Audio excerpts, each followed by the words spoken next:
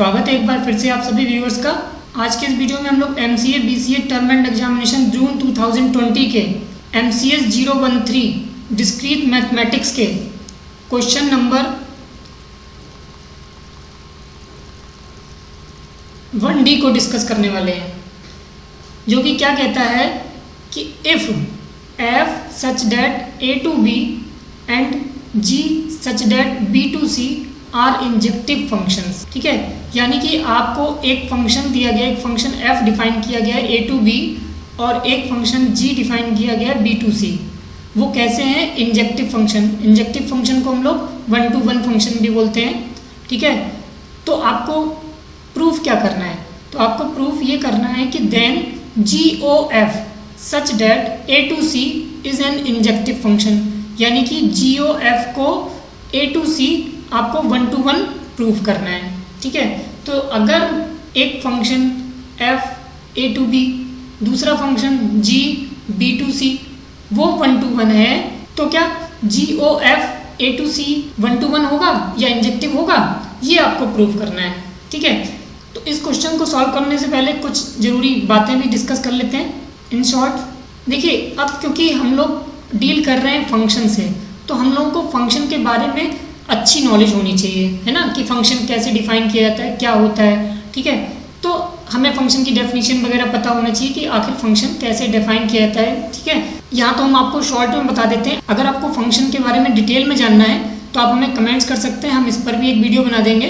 तो जैसा कि हम यहाँ पर देख रहे हैं कि डेफिनेशन ऑफ फंक्शन क्या होती है। फंक्शन कहाँ से जनरेट हुआ है? फंक्शन एक स्पेसिफिक टाइप का रिलेशन होता है। ठीक है, जो फंक्शन होता है वो आपका एक स्पेसिफिक टाइप का रिलेशन होता है। ठीक है, और वो रिलेशन फंक्शन कब कहलाता है? ठीक है, तो देखिए, अब आप यहाँ से अंदाज लगा सकते हैं कि हर फंक्शन एक रिलेशन होगा। ठीक है, जबकि इसका कन्वर्स ट्रू नहीं है कि हर रिलेशन फंक्शन होना जरूरी नहीं है, लेकिन हर फंक्शन को रिलेशन होना ही पड़ेगा। ठीक है, तो यहाँ पर डेफिनेशन कहती है a relation is said to be a function. ठीक है, कोई भी रिलेशन आपका फंक्शन तब कहलाता है जब यदि if for every element of set ए, ठीक है, अगर कोई एक सेट ए है और एक सेट बी है, उनके बीच में आपने कोई फंक्शन डिफाइन किया है, तो वो क्या है कि if for every element of set ए, यानी सेट ए के सारे एलिमेंट के लिए सेट बी में एक सिंगल इमेज ही एग्जिस्ट करनी चाहिए, है ना। ऐसा नहीं है कि सेट ए के एक एलिमेंट के लिए सेट बी में दो इमेज हैं, तीन इमेज हैं, यानी मोर देन 1 इमेज नहीं होनी चाहिए। ठीक है, और एक बात और ध्यान रखना है कि फंक्शन की खास बात यह है कि सेट ए के सारे एलिमेंट यूज होने चाहिए, है ना। ऐसा नहीं होना चाहिए कि सेट ए के कोई एलिमेंट छूट जाए। ठीक है, तो ये जरूर ध्यान रखिएगा। तो ये फंक्शन के बारे में हम लोगों ने थोड़ा सा समझ लिया। ठीक है, अगर डिटेल में समझना है तो आप हमें कमेंट्स बॉक्स में लिख सकते हैं, हम इस पर भी वीडियो बना देंगे। तो चलिए आगे बढ़ते हैं। फिर अब दूसरी बात आती है, क्योंकि प्रोग्राम में हमें 1 to 1 प्रूफ करना है ना। 1 to 1 कहें या फिर उसको इंजेक्टिव कह सकते हैं, है ना। तो 1 to 1 पता होना चाहिए। ठीक है, तो अब कोई फंक्शन f हमने डिफाइन किया गया है a to b, वो 1 to 1 कब कहलाएगा या इंजेक्टिव फंक्शन कब कहलाएगा? अगर if there exist distinct images in set B of distinct elements of set A under the function f, यानी कि set A के सभी एलिमेंट के लिए set B में एक distinct इमेज हो। ठीक है, ऐसा ना हो कि set A के more than 1 एलिमेंट के लिए set B में इमेज हो, है ना। ऐसा नहीं होना चाहिए। तो अब इससे क्या कंक्लूजन निकल के आता है? तो हमने क्या कहा, for every x1, x2 belongs to A, यानी कि x1 x2 जो दो एलिमेंट हैं वो कहाँ बिलोंग्स करते हैं? सेट ए में। ठीक है, तो क्या हो सकता है अगर f of x1 f of x2 के बराबर है। ठीक है, एक तो पहली बात ये कि x1 x2 बिलोंग्स करते हैं a में। ठीक है, और f of x1 अगर f of x2 के बराबर है तो हम कह सकते हैं कि इसका मतलब ये हुआ कि x1 के बराबर होना चाहिए। ठीक है, इस तरीके से चीज़ होती है। या फिर हम दूसरे शब्दों में इसको ये कह सकते हैं कि अगर x1 x2 belongs to a है, ठीक है, और f of x1 of x2 है, तो इसका मतलब है कि x1 x2 बराबर नहीं है। ठीक है, या तो हम इक्वलिटी से चेक कर सकते हैं या फिर हम इनइक्वलिटी से चेक कर सकते हैं, है ना, कि वो नॉट इक्वल होना चाहिए। या तो वो अगर इक्वल है तो x1 x2 भी इक्वल होने चाहिए, और अगर f of x1 f of x2 के बराबर नहीं है तो इसका मतलब है कि x1 x2 भी बराबर नहीं है। ठीक है, तो ये होती है 1 to 1 फंक्शन की डेफिनेशन, है ना। A function f such that a to b is said to be 1 to 1 और injective function if there exist distinct images in set b, यानी कि सेट b में डिस्टिंक्ट इमेजेस होनी चाहिए of distinct elements of set a under the function f, तभी ये f function जो है वो 1 to 1 कहलाएगा। ठीक है, अब एक और चीज जानकारी होनी चाहिए, क्योंकि यहाँ पर हम डील करने वाले हैं कंपोजिशन ऑफ फंक्शंस। अब कंपोजिशन ऑफ फंक्शंस का मतलब क्या होता है? अब कंपोजिशन ऑफ फंक्शंस का मतलब होता है कि जैसे कि मान लीजिए यहाँ पर एक फंक्शन डिफाइन किया गया है f such that a to b, ठीक है, और दूसरा फंक्शन डिफाइन किया गया g such that b to c।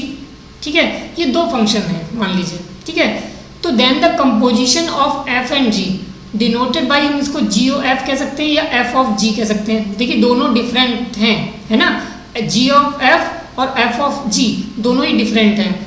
Is defined as the function g of f, ठीक है, such that a to c। ठीक है, यानी कि g of f such that a to c का मतलब आप समझ रहे हैं, वो क्या डिफाइन करता है कि g of fx is equals to, हम इसको कह सकते हैं g of f of x for every x belongs to capital A, यानी कि सेट A, है ना। तो अब यहाँ पर g ऑफ fx की बात कर रहा है, तो देखिए यहाँ पर क्या हो रहा है, यहाँ पर आपका आ रहा है, देखिए यहाँ पर आपको क्या कह रहा है, f such that a to b।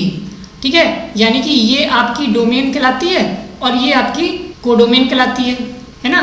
तो यहाँ पर की बात कर रहा है कि यहाँ पर क्या है, डोमेन की बात कर रहा है, यानी कि इस डोमेन पर जो भी इसकी रेंज होगी या इसकी इमेजेस बनेंगी, वो इमेजेस इस g फंक्शन के लिए डोमेन का काम करेंगी, है ना, bt।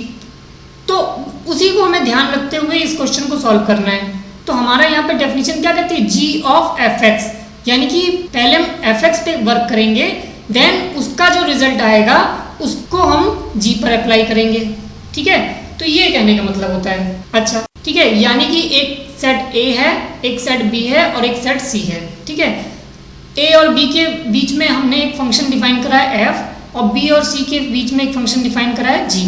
ठीक है, g of f such that a to c का मतलब हो गया, यानी कि हम A से डायरेक्ट C पर पहुंच रहे हैं। ठीक है, तो उसका मतलब क्या है कि g ऑफ fx, ठीक है, यानी कि x से हम g ऑफ fx पर पहुंच रहे हैं।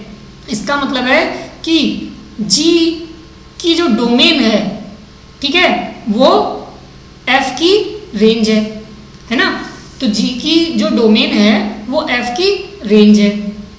अच्छा, तो देखिए बढ़ते हैं अपने क्वेश्चन पर। क्वेश्चन में क्या कर रहा है कि एक फंक्शन दिया गया है f a to b define किया गया है और एक फंक्शन g डिफाइन किया गया है b to c, और वो दोनों कैसे हैं, इंजेक्टिव फंक्शन, यानी कि वो इंजेक्टिव फंक्शन है, या फिर हम दूसरे शब्दों में इसको बोल सकते हैं 1 to 1 फंक्शन है। ठीक है, और 1 to 1 फंक्शन हम आपको बता ही चुके हैं क्या होता है, और हमें प्रूव क्या करना है कि g of f such that a to c भी इंजेक्टिव फंक्शन होगा।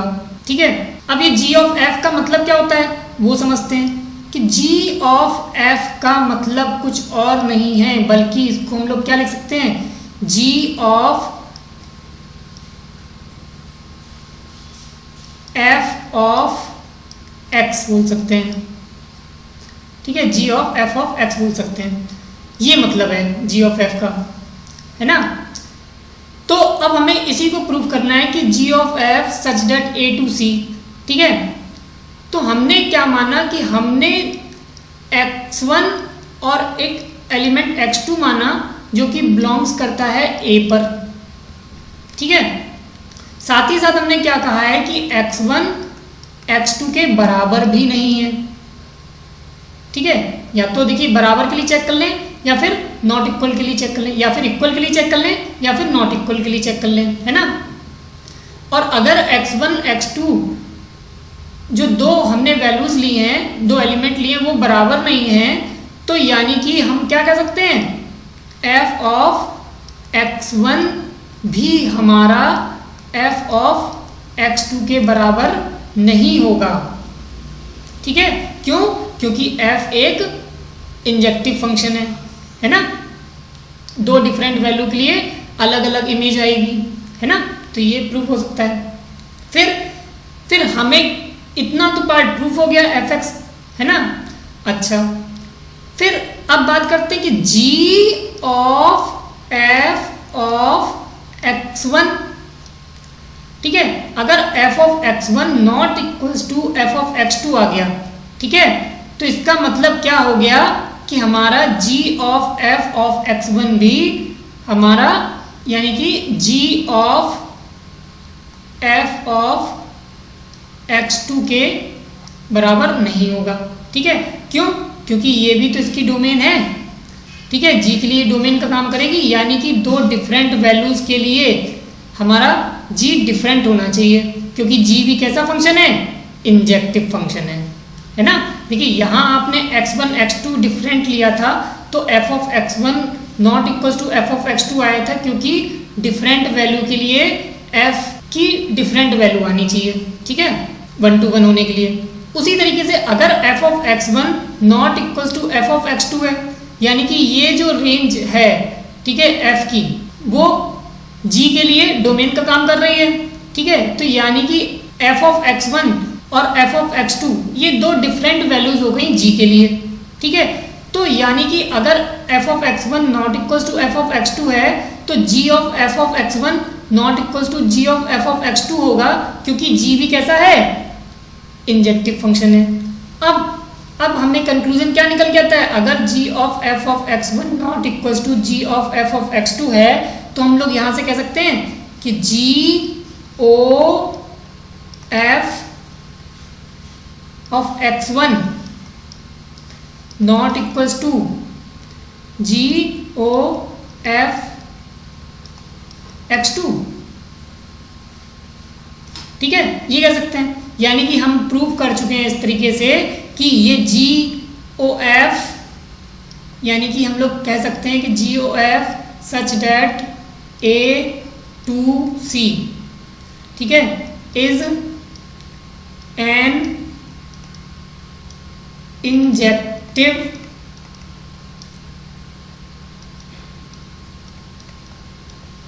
फंक्शन।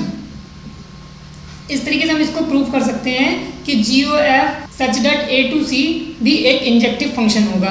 आई थिंक आपको सारी चीज़ें क्लियर हो गई होंगी। अगर आपको फिर भी कोई डाउट है तो आप हमें कमेंट्स बॉक्स में लिख सकते हैं।